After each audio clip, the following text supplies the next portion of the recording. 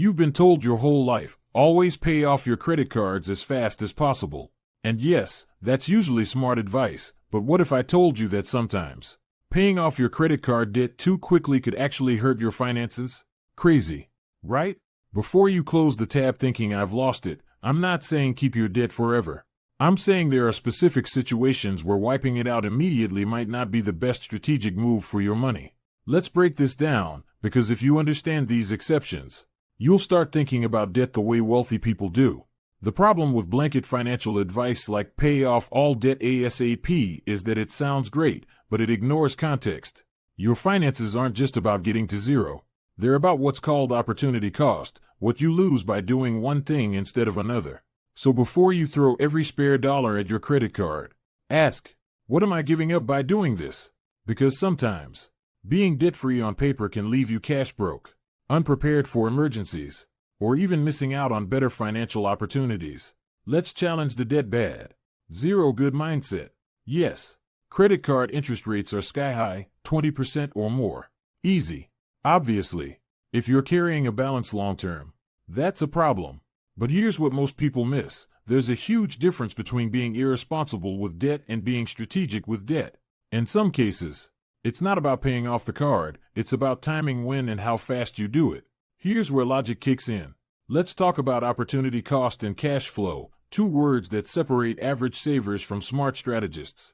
If you take every extra dollar and throw it at your credit card, that's money you can't use for other priorities, like building an emergency fund, investing in a 401k match, or paying your bills next month if something goes wrong.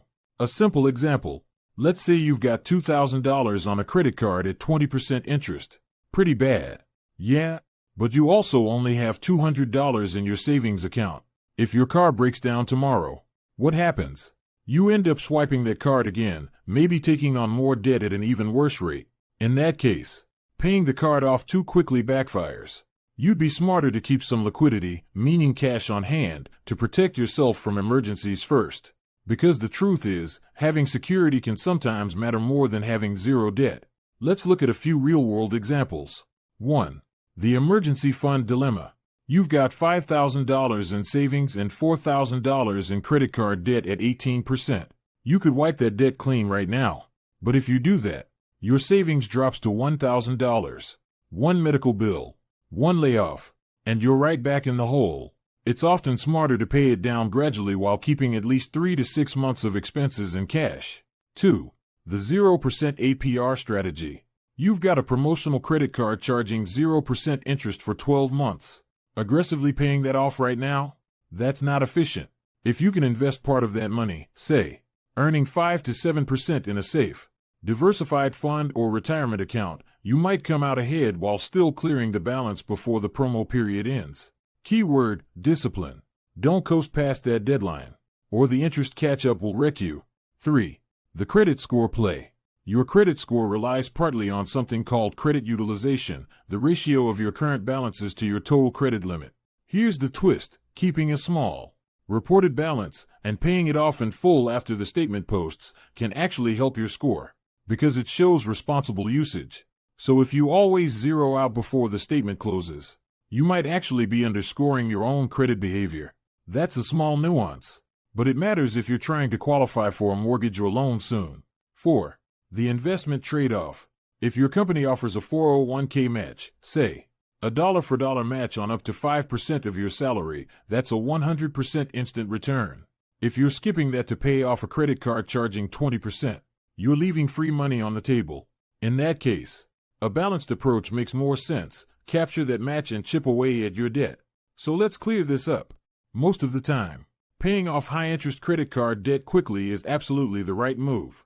But there are situations where being too aggressive can make you vulnerable or just less financially efficient. Here's a simple rule of thumb. Prioritize emergency savings first. Aim for at least $1,000 to $2,000 minimum before going all in on debt. Take advantage of guaranteed returns. If your employer matches your 401k, get that free match. Pay off high-interest debt strategically. Focus on the worst balances first. That's the debt avalanche method. But don't drain your entire liquidity to do it. Be smart about 0% offers. Only use them if you can 100% pay before the promo ends. Keep your credit healthy. Don't close old cards or keep all at zero if you're about to borrow. Credit utilization and history matter. It's not about debt versus no debt, it's about control. You want your money working for you, not against you. So, should you pay off your credit cards? Yes, but with strategy. Don't sacrifice your financial safety net or investment opportunities just to see that $0 balance sooner. The goal is sustainable wealth, not just the psychological relief of no debt. Every dollar has a job, just make sure you're assigning it to the job that gives you the highest overall return. Smart money isn't about doing what everyone says, it's about doing what makes sense for you. So the next time someone says, just pay it all off, smile and say, maybe, but not blindly.